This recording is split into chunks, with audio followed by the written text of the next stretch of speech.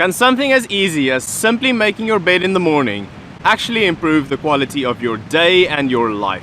This week I read Make Your Bed, the little things that can change your life and maybe even the world, by Admiral William H. McRaven.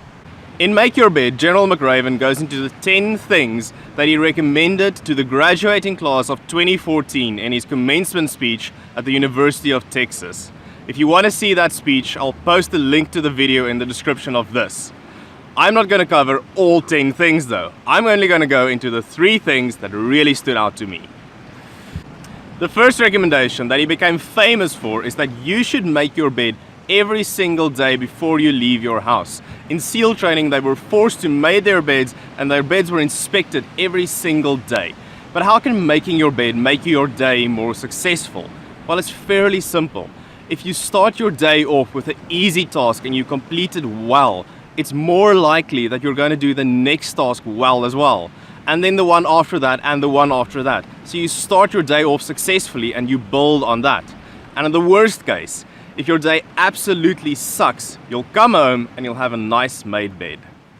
The second point is that your failures can actually make you stronger.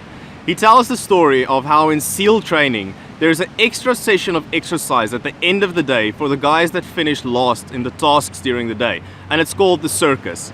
Now the worst part about the circus is that you know the other guys are resting and you're training, so you're going to be more tired tomorrow and they're going to beat you again.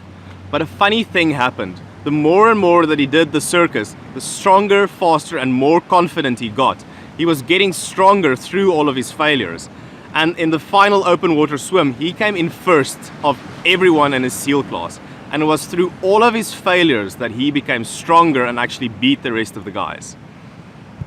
And then the last one, and this was probably one of my favorites, is that sometimes in life you end up as a sugar cookie.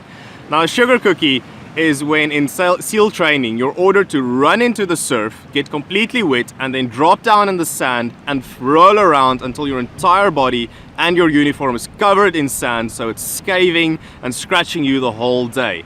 And the story that he tells is that everyone ends up as a sugar cookie. Even the guys that came first, the guys that always beat everyone else, sometimes ended up as a sugar cookie.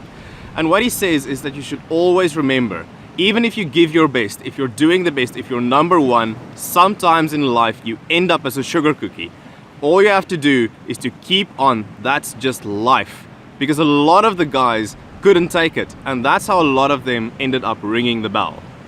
And that's it for this week. I'll see you again next week for my next book summary.